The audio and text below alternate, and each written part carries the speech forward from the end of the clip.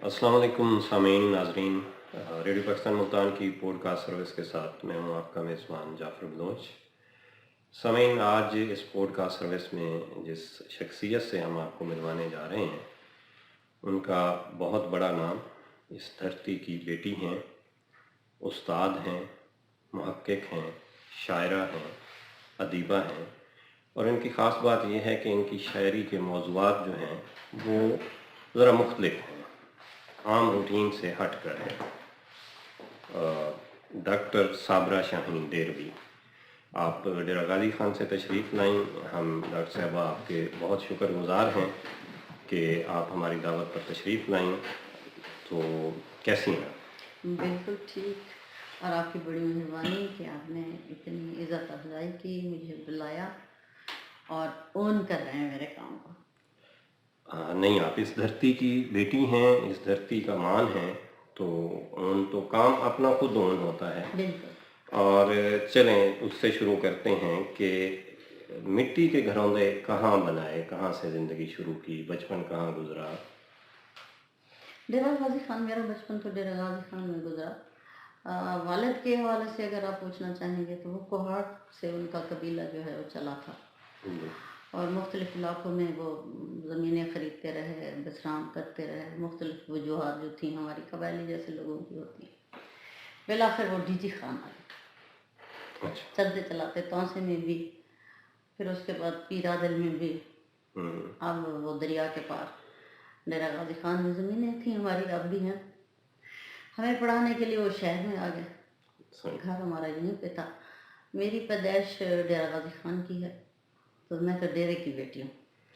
नहीं, आप इस वसेब की बेटी हैं, इस पूरे जनूबी पंजाब की बेटी हैं, पाकिस्तान की बेटी हैं।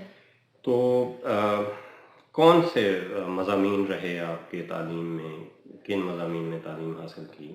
पहले तो ज़ाहिर बुनियादी तौर पर मैं साइंस स्टूडेंट हूँ। मैंने बीएससी किया, ज़ूलॉजी, बॉटनी, केमिस्ट्री मेरे सब्जेक्ट्स थे। अम्मा क्योंकि नहीं थी, एडमिशन मेरा हो गया था फैसलाबाद में, लेकिन बावजूद मैं वहाँ नहीं जा सकी, बहुत उदास थी। मेरे भैया के एक फेलो थे और हमारा फैमिली फ्रेंड भी हैं, प्रोफेसर सादिक। उन्होंने मुझे केमिस्ट्री पढ़ाई हुई थी।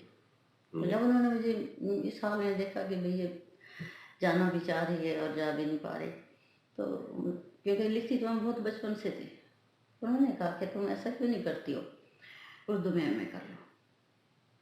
मैंने कहा वो मतलब राइटर होना या क्रिएटिव होना एक और बात है, एमए उर्दू करना मुश्किल लगता था मुझे। वो एकदम से आप इंग्लिश मीडियम से उर्दू मीडियम की तरफ आते हैं तो मेरी तो स्पीड नहीं है, मैं तो नंबर नहीं ले सकूँगी। मैंने कहा नहीं, आप लिखती हैं, आपकी हो जाएगी। उनके कहने पर फिर एमए उर्दू किया, फिर एमफिल किया जीसी यूनिवर्सिटी लाहौर से, वहीं से पीएचडी भी की। और अब मैं समझती हूँ कि अच्छा ही हुआ। वालदा किस उम्र में इंतकाल कर गईं? बहुत बचपन में, इतना ज़्यादा तस्वीर नहीं बनती उनकी, याद नहीं। तो ये कमी हमेशा महसूस की? हमेशा। अब भी महसूस? माँ तो खैर माँ होती। अच्छा, तो उस्ताद बनने के बाद लिखना कब शुरू किया? किस उम्र में आपने लिखना देखिए, शुरू किया? लिखने का जहाँ तक, शायरी का जहाँ तक ताल्लुक है वो मेरी जीन्स में है, क्योंकि मेरे बाबा साईं बहुत अच्छे सराइकी के शायर थे। और ये जो आपके अजीज़ शाहिद साहब हैं जी। इनके वालिद के साथ के पास जाते थे, बिल्कुल शायद इनके एज फेलो ही होंगे। तो वो तो मुझे मिली जीन्स में, इसलिए उसमें मेरा कोई कमाल नहीं है। बाकी रह गई जहाँ तक नस्र के हवाले से, क्योंकि लोग इसकी बहुत तारीफ़ करते हैं, ख़ुसूसन मेरी तनकीद में और तहकीक में जो नस्र है उसको फॉलो भी करते हैं, बहुत सारे लोग ओन भी कर चुके हैं। तो उसकी वजह ये है कि जब हम छोटे होते थे बाबा कहते थे आपने जो चीज़ मुझसे मांगनी है ना, मुझे ख़त लिख के मांगा करो। तो उस वक्त तो समझ नहीं आती थी कि ये क्या सामने बैठे हुए हैं, तो वो कहते कि नहीं जनाब, ख़त लिखना और फिर मुझे बताना। अब समझ में आती है कि ये जो मेरी नस्ल को लोग फॉलो करते हैं वो उन्हीं खतूत की वजह से। डेरा गाजी खान से आपका ताल्लुक है, कबायली माहौल है, और शायरी ज़रा ख़वातीन के लिए मुश्किल है। تو کیسا رد عمل کیسا رہا نہیں گھر یہ والوں کی طرف سے؟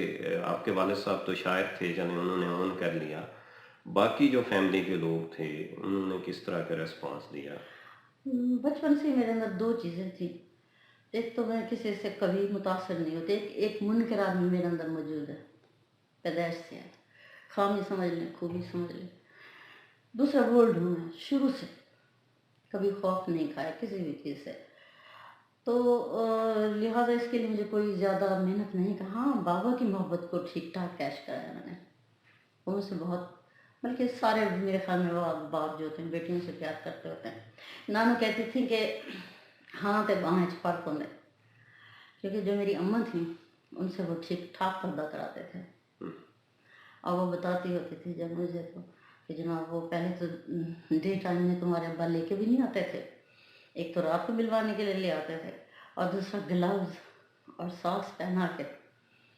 تو میرے ذہن میں یہ بات ٹک گئی کہ یہ چیز میں نے ختم کرنی ہے، اور اس کے لیے میں نے کوئی جھگڑا نہیں کیا. بڑی محبت سے اپنے بابا کی محبت کو استعمال کیا. بابا میری ناک میں درد ہوتا ہے، میں نے نہیں یہاں نقاب رکھنا. تو وہی ہاں تو بہن والا فرق. اگر بیوی کہتی تو میرے خیال میں اور رسپانس ہوتا. میں نے کہا تو چلو چھڈو جی کوئی گل نہیں. بیٹیاں زیادہ پیاری ہوتی ہیں. یہ آبزرویشن ہے کہ باپ جو ہے بطور مرد کے کسی اور عورت کے لیے اور ہوگا، اپنی بیٹی کے لیے کچھ اور ہوگا. اور ہے بعد میں زندگی نے بھی سمجھایا کہ باپ بیٹی کے لیے اور چیز ہوتا ہے، باقیوں کے لیے اور، چاہے وہ اس کی اپنی بیوی کیوں نہ ہو. تو فیملی میں باقی ایسا اتنا زیادہ کوئی خاص رکاوٹ نہیں تھی. حیران ضرور ہوتے تھے. بابا سے کہتے تھے کیا دھی کو سکھائی پہ تو والا کیا تھے سین کوئی پرنی سی نا. تو انہوں نے یہ کہا تھا کہ میری بیٹی کہے گی تو میں کروں گا شادی، جس سے کہے گی، نہیں کہے گی کہ نہیں کروں گا. یہ پابندی میری بیٹی پر نہیں ہے. تو ان سے پھر وہ لوگ کہتے تھے بیگم کے لیے تمہارا رویہ اور ہے، بیٹی کے لیے رویہ اور ہے. ادبی حلقوں کا جو ریسپانس تھا، رد عمل تھا، وہ کیسا تھا؟ آج یہاں ایک شخصیت کا نام نہ لو بری بات ہے. بہت چھوٹی ہوتی تھی، نظمیں لکھتی تھی. نوائے وقت میں ایک لطیف اختر ہوتے تھے. ارے میری سمجھ میں یہ نہیں تھا کہ وہ کوئی بڑی عمر کے لوگ بھی ہوتے ہیں. میں سمجھتی تھی جس طرح میرے چھوٹے چھوٹے بھائی ہیں وہ بھی ایسے ہی ہوں گے. میں ان کو خط لکھتی، بھیا میں آپ کو ایک مضمون بھیج رہی ہوں، آپ کو ایک نظم بھیج رہی ہوں، آپ اسے چھاپ دیں گے؟ تو ان کا جواب ہے ہاں کیوں نہیں، یہ تو چھپنے کے کہا میں ضرور چھاپوں گا. تو آغاز میرا یہاں سے ہوا. پہلے شاہین ڈیری میں اور میری سہیلی نے مل کے رکھا. میرا خیال تھا شاید بابا جو ہے وہ ناراض ہوں گے، اس لیے اپنا اصلی جو نام ہے وہ نہیں لگاتے. ڈیری بھی لگا لیں گے، ہمیں بھی پہچان ہو جائے گی کہ میں ہوں، اور جو سہیلی ہیں وہ بھی جان لیں گے. زیادہ کی طرف جانے کا تو خیال ہی نہیں تھا. وہ لکھا اور جب وہ بابا نے پڑھا گھر میں تو انہوں نے سنی. سب سے پہلے کہا یہ کیا ہے، کہ یہ میں ہوں. پھر انہوں نے کچھ نہیں کہا. یہاں سے کہانی چل پڑی. اور ریڈیو پہ، ٹیلی ویژن پہ، کیونکہ میرے والد صاحب تو ظاہر ذمہ دارانہ ایک طبقہ تھا، وہ اور طرح کے خیالات تھے ان کے. شاعری کے موضوعات جو ہیں وہ آپ کے روایتی شاعری سے ہٹ کے ہیں. دیکھیں ایک جو بچہ دن ماہ کا بچہ ہوتا ہے وہ اسپیشل تھنکنگ اور اس کی آنکھ سے زیادہ گہری نظر سے دیکھتی. تو ہم نے بھی یہ دکھ سہا اور پھر ہم نے دیکھا رشتوں کو تبدیل ہوتے ہوئے، چہرے بدلتے ہوئے، اور ان کے اندر کا اور ظاہر کا جو فرق ہے وہ ہم نے دیکھا. شاید اس لیے کیونکہ زندگی کو بہت قریب سے دیکھا. ضد مزاحمت آپ کی شاعری میں زیادہ ہے. وہ تو ہے. تو میں نے کہا نا کہ میں اپنے پہلی ضد تو میری گو کی اس کا سٹائل بڑا معصومانہ اور بڑا محبت بھرا تھا، لیکن پہلا جو ضد تھی وہ میری یہ تھی کہ میں اس کو اتاروں گی. خواتین کے مسائل کو آپ نے زیادہ موضوع بنایا اپنی شاعری میں. ظاہر وہ میری جاتی کی ہیں اور میں ان کے دکھ سکھ زیادہ جانتی ہوں. پھر میں جہاں زیادہ ضرورت پڑتی ہے بولنے کی بولتی بھی ہوں. ویسے میں بہت اچھی لسنر ہوں. میرے پاس اپنے اپنے دکھ لے کے آتے ہیں لوگ، خواتین، اور ظاہر ہے پھر جو میں سنتی ہوں، جو میں دیکھتی ہوں. اور اگر میں وہ نہ لکھوں تو شاعری کا حق ادا نہیں ہوتا. اور شاعر وہ اچھا ہے ہی نہیں جو سچ کو نہ بیان کر سکے پورے اخلاص کے ساتھ۔ میرے نزدیک شاعری کی ڈیفینیشن یہ ہے کہ آپ سچ کہیں، پورے اخلاص کے ساتھ کہیں، اور فنی بلندیوں پر آپ کا تخیل اگر آپ کا ساتھ دیتا ہے تو آپ ایک کامیاب شاعر ہیں۔ اور اگر یہ تین چیزیں آپ کے پاس نہیں ہیں، پھر وہ سریٹی زبان میں ایک لفظ بولتے ہیں ار نال ار ملانا، تو وہ تو کوئی بھی موزوں طبیعت آدمی ار نال ار ملا لیتا ہے، ٹھیک ہے، لیکن شاعر نہیں بنتا۔ نظم کو آپ نے زیادہ مشق سخن بنایا ہے۔ میں اصل میں میری کتاب جو پہلی آئی وہ نظم کی تھی، وگرنہ غزلیں بھی میرے پاس پڑھی ہیں، اور مجھے کیونکہ ٹائم نہیں ملتا ان میں سے کانٹ چھانٹ کرنے کے لیے، کیونکہ میں نقاد بھی ہوں، ویسے بھی رائٹر جو ہے خود نقاد ہوتا ہے، لیکن میں نے یہ بھی سنا ہے رائٹر سے کہ انہیں اپنی تخلیق جو ہے وہ اولاد کی طرح پیاری ہوتی ہے، تو وہ ان کو ادھر ادھر نہیں کرنا چاہتے، لیکن میں اس معاملے میں واقعی بہت ظالم نقاد ہوں۔ سب سے پہلے چھری میں اپنے آپ پہ چلاتی ہوں، پھر دوسروں پہ۔ تنقید بڑا مشکل فیلڈ ہے ادب میں۔ آپ کو بہت سارے لوگوں کی ناراضگی بھی مول لینی پڑتی ہے، بہت ساری چیزوں کو جا کے جانچنا پڑتا ہے، اور تنقید نگار کے لیے ضروری ہے کہ وہ غیر جانبدار ہو۔ انسانی رویے میں انسان غیر جانبدار ذرا ہوتا نہیں ہے، کہیں نہ کہیں کوئی آپ کو پسند ہوتا ہے، مطلب جیسے ہم کہتے ہیں کہ بڑا شاعر وہی ہے جو ہمیں پسند ہے۔ تو تنقید کرتے ہوئے آپ کس طرح سے اس کو بیلنس کرتی ہیں؟ نہیں، آپ نے بالکل صحیح کہا، تنقید جو ہے وہ حق اور جھوٹ اور سچ کو الگ کرنے کا نام ہے، اور یہ مشکل کام کرنے کے لیے آپ کو پہلی آپ کے اندر جو خوبی ہے وہ یہی غیر جانبداری ہو۔ دوسری بات یہ ہے کہ آپ کا علم مکمل ہو۔ اگر آپ کا علم مکمل نہیں ہے تو آپ کو کوئی حق نہیں ہے کسی فن پارے پر بات کریں، جب تک آپ مؤثر اور جو آپ سے پہلے گزر چکا ہے ماضی کا علم وہ آپ کے پاس وہ خزینہ نہیں ہے، آپ نے اس کو نہیں سمجھا، اس کو نہیں تولا، آپ کو قطعی حق نہیں ہے کہ آپ وہ کریں۔ جہاں تک رہے گی غیر جانبداری کی بات، تو میں نے کہا نا کہ میں بہت ظالم ہوں۔ میں سب سے پہلے میں نے اپنے باپ پہ تنقید کی، اور باپ سے بڑا قریبی رشتہ کوئی نہیں، جانبدار ہونا تھا تو وہاں ہو جاتے، سمجھ رہے ہیں نا آپ؟ جی نانو جب مجھے یہ بتاتی تھی تو مجھے غصہ آتا تھا، مجھے یاد ہے جب میں نے کہا تو بابا اگر میں ہوتی نا تو میں اپنی ماں کو سریٹی بولتے ہیں ہم لوگ، میں اپنی ماں کو بسا کے اپنے پل گھر میں، اس وقت یہ سمجھ نہیں تھی کہ اپنے پاس کہاں لے جاؤں، بس یہ پتا تھا کہ جب ناراض ہوتے ہیں تو لے جاتے ہیں۔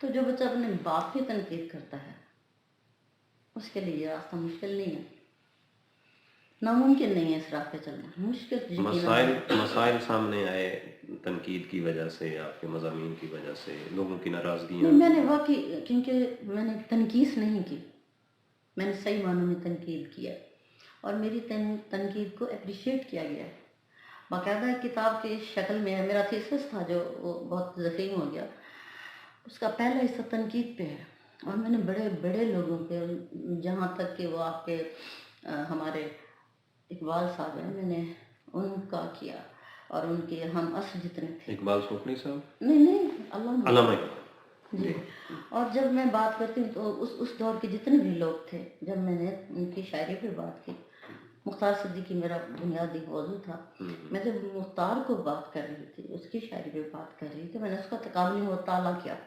اس کے جو پہلے کے لوگ تھے ہم عصر تھے، اور جو پہلے کے لوگ تھے، اس میں میرا جی بھی آ جاتے ہیں، اس میں نون میں راشد بھی آ جاتے ہیں، اس میں اقبال بھی ہیں، اور بھی بہت سارے نام ہیں جو میرے ذہن سے، تو میں نے سب کے ساتھ تقابلی مطالعہ کرنے کے بعد اس کے لیے کوئی بھی بیان دیا، اور میں یہ بات فخر سے کہتی ہوں کہ میری اس تنقیدی کتاب کو اتنا اپریشیٹ کیا، حالانکہ مجھے کوئی نہیں جانتا، اپنے کام سے کام رکھا ہے، میں ان لوگوں میں سے نہیں ہوں جو فائدے حاصل کرنے کے لیے تعلقات بناتے ہیں، میرے بارے میں آپ کو ایسی کوئی اطلاع نہیں ملے گی، بلکہ کچھ لوگ یہ ضرور کہیں گے بہت مغرور ہے، بہت تمیز بھی کہہ لیں ان کا حق بنتا ہے، کیونکہ میں بہت کم لوگوں سے واسطہ رکھتی ہوں، میرا ذاتی واسطہ کبھی کسی کے ساتھ نہیں رہا، لیکن میرے قلم نے جتنی بھی عزت دی ہے وہ مجھے اس نے دی، اور پاکستان میں 3 ماہ تک اس کتاب پہ جو ہے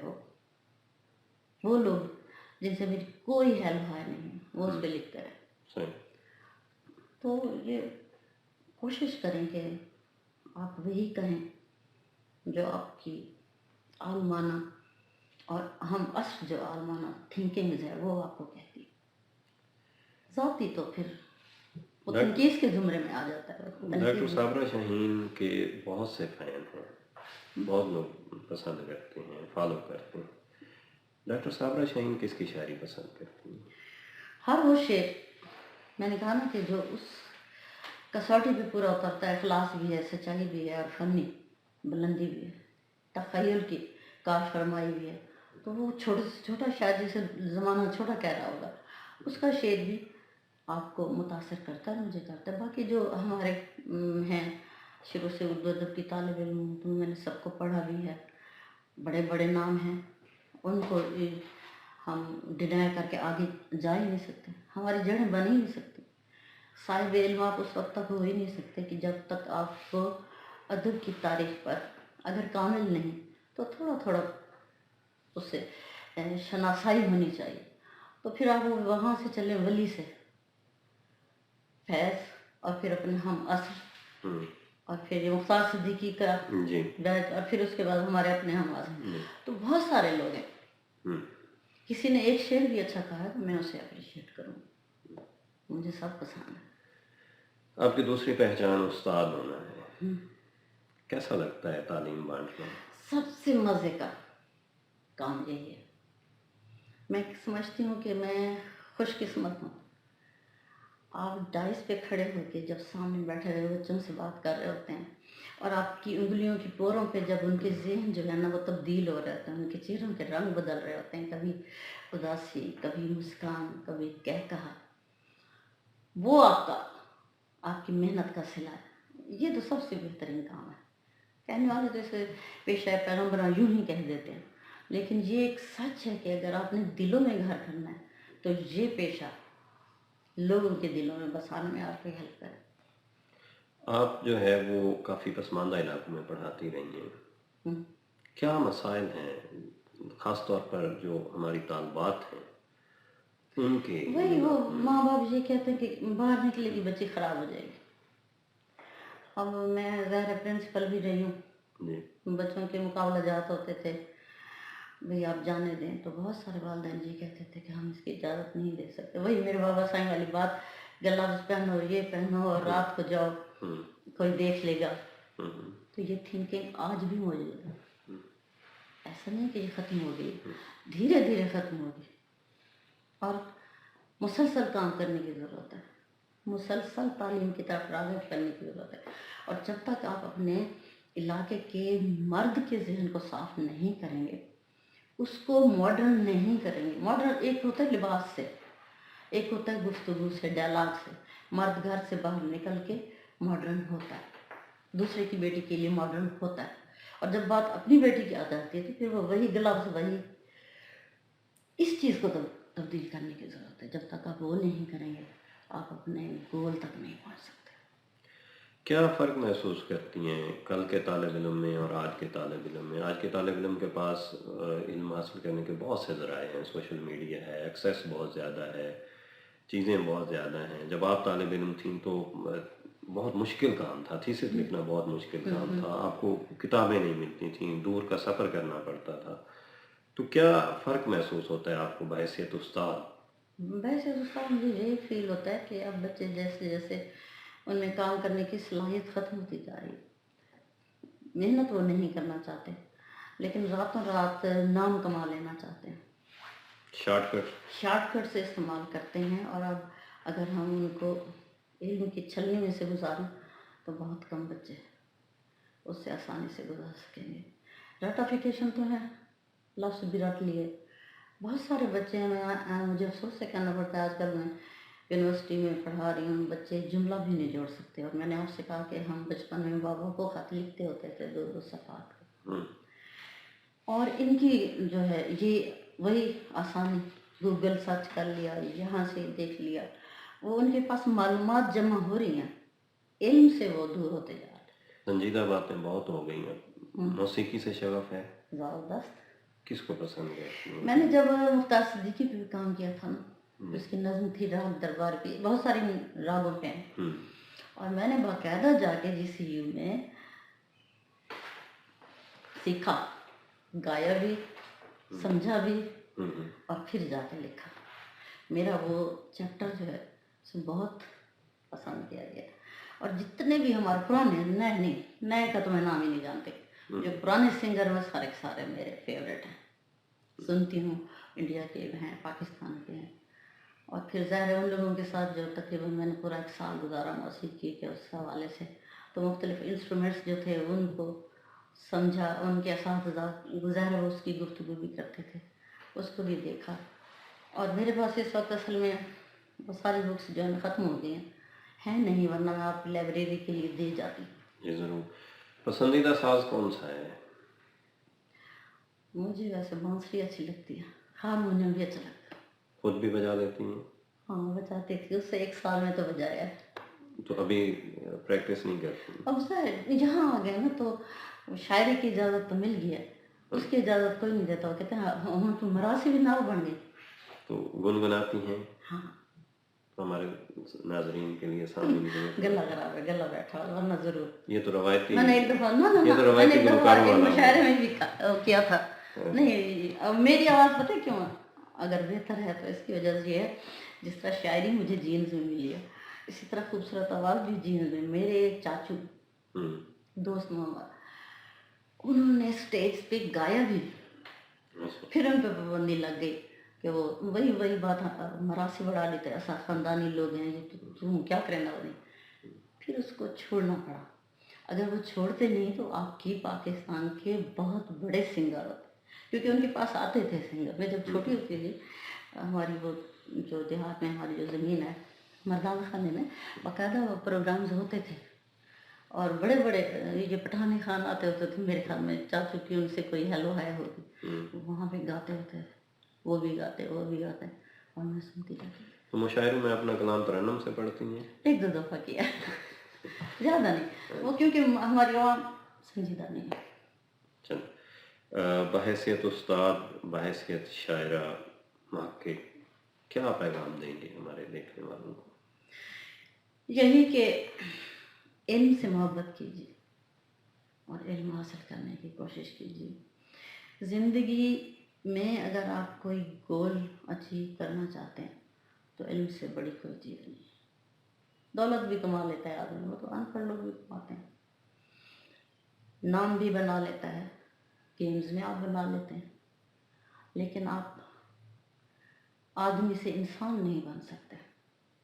اگر آپ کی خواہش ہے کہ ہمیں آدمی پیدا کیا گیا ہے اور ہمارے ذمہ یہ لگایا گیا ہے کہ ہم اپنے آپ کو انسان بنائیں، تو یہی ایک راستہ ہے کہ علم سیکھیے، علم سکھائیے، یہی ایک روشنی ہے جو منزل تک لے جائے گی۔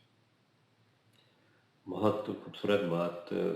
ناظرین و سامعین، ایران کے مصنف ہیں ڈاکٹر علی شریعتی، انہوں نے لکھا تھا کہ اس وقت دنیا میں جو ہے وہ 5 ارب افراد بستے ہیں، 5 ارب انسان نہیں۔ فرد سے انسان بننے میں بہت ساری محنت کرنی پڑتی ہے، اور یہی بات آخر پہ ڈاکٹر صابرہ شاہین صاحبہ نے کہی۔ ان کی زندگی کے ابھی بہت سے گوشے پوشیدہ ہیں، محدود وقت ہے، ہم پھر ان سے کسی وقت ان کے باقی جو پوشیدہ گوشے ہیں ان پہ بات کریں گے اور ان سے سنیں گے۔ ڈاکٹر صاحبہ آپ تشریف لائیں، اپنے اسٹیشن ڈائریکٹر ریاض مرسی صاحب کے بیہاف پہ ریڈیو پاکستان ملتان کی پوڈ کاسٹ سروس سے ہم آپ کے شکر گزار ہیں۔ اپنے ٹیکنیکل ساتھی رئیس عباس کے ساتھ جعفر بلوچ کو اجازت دیجیے، آئندہ پھر کسی اور شخصیت کے ساتھ حاضر ہوں گے۔ اللہ حافظ۔